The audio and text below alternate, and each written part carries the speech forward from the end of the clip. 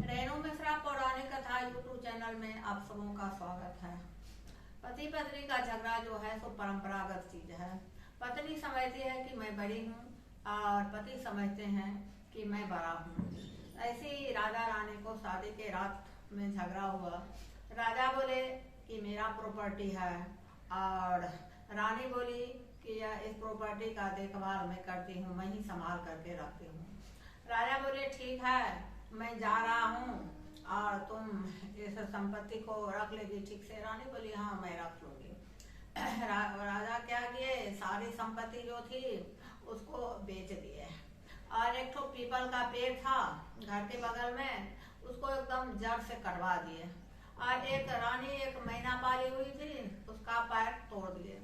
4 ठो काम राजा रानी को सौंप करके गए 14 साल के लिए। जैसे 14 साल राम वनवासी थे उसी तरह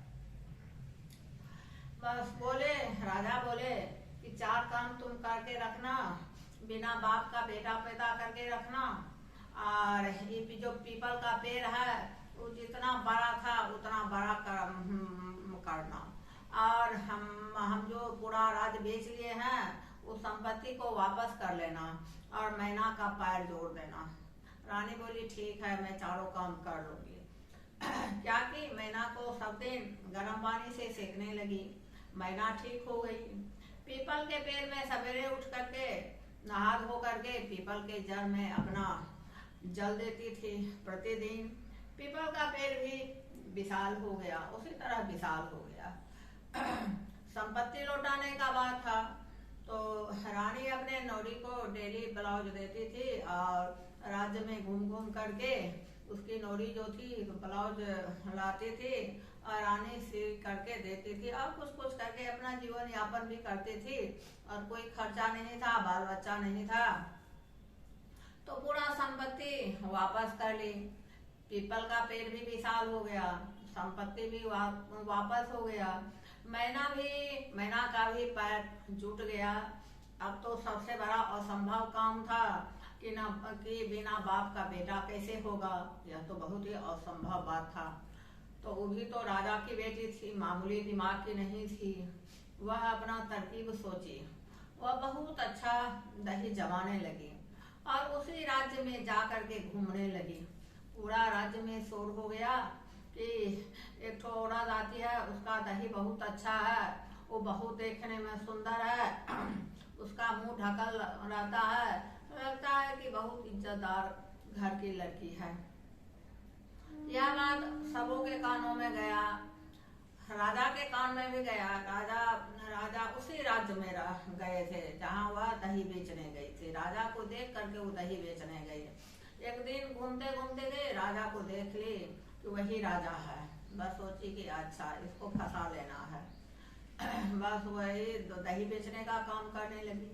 पूरा राज्य में शोर हो गया कि एक औरत आती है, उसका दही बहुत अच्छा है, दही देखने में भी बहुत सुंदर है। राजा को लोभ हो गया।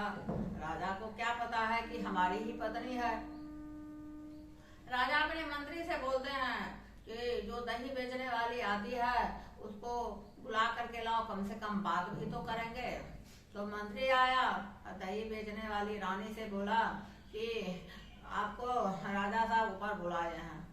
वह बोली कि मैं क्यों ऊपर जाऊंगी, राजा साहब आपके आए तो आप उनको बोलिए, उनको दही लेना है तो आप नीचे आकर के दही लेंगे, मैं क्यों ऊपर जाऊंगी। बस वह रानी ऊपर नहीं गई। राजा आए, अपना मुंह ढकी हुई थी रानी, राजा को अच्छी तरह से पहचान ली। राजा के मन में तो खोट था तो राजा उसे बात करने लगे और बात करते करते उसको फंसा करके रख लिए और रात में रह गई। सवेरे वो बोली कि मैं जा रही हूँ, हमको आप कोई निशान दे दीजिए। राजा क्या किया, तुरंत अपना अंगूठी खोल करके दे दिया। राजा को क्या पता है कि हम अपने किए पर फंस रहे हैं और यह हमारी रानी है, उसको क्या पता है। बस रानी अपना चली गई घर। 9वां महीना उसको लड़का हुआ, खूब सुंदर लड़का हुआ, बहुत बड़ा आयोजन हुआ राज्य में। मैना जो थी, मैना जहाँ पर राजा थे वहां पर उस घर के ऊपर चारों बगल मंडराने लगी और बोलने लगी कि कहानी बना करके कि रानी जो है सो एक लड़का का जन्म दिया, जिसका जितना काम राजा साहब छोड़ करके आए थे वह सब काम रानी कर ली। पीपल का पेड़ भी उतना ही विशाल हो गया है, मैना का पैर भी जुट गया है, उनका साम्राज्य भी लौट गया है, और बिना बाप का बेटा भी हो गया है। पूरा राज्य में शोर हो गया कि रानी बहुत कुकर्मी है, राजा साहब नहीं है तो उसको बेटा कहाँ से हुआ। पूरा राज्य में शोर हो गया, सब कानाफूसी करने लगे कि रानी बहुत खराब है, बहुत कुकर्मी है, उसको बेटा हुआ है। उल्टा सुलटा जैसे समाज में बोला जाता है वैसे सब बोलने लगे। राजा साहब आए, देख करके दंग रह गए, देखे कि पीपल का पेड़ उतना विशाल है, पूरा राज्य जो बेच करके गए थे वह भी लौट गया है, मैना को भी पैर हो गया है, लड़का भी हो गया है। राजा साहब सोचे कि बहुत कुकर्मी है ये, और सब राजा साहब को कान भरने लगा। कान भरने लगा तो राजा साहब आए और अपना यान से तलवार निकाले और ऐसे उठाए रानी को काटने के लिए। जैसे ही रानी को काटने के लिए राजा साहब तलवार उठाए, आखिर रानी कोई मुठ तो नहीं थी, उनसे तो निशानी ले ली थी, ऐसे हाथ करके अपना अंगूठी दिखला दी। राजा को याद आया कि ये अंगूठी तो हम ही दिए हैं।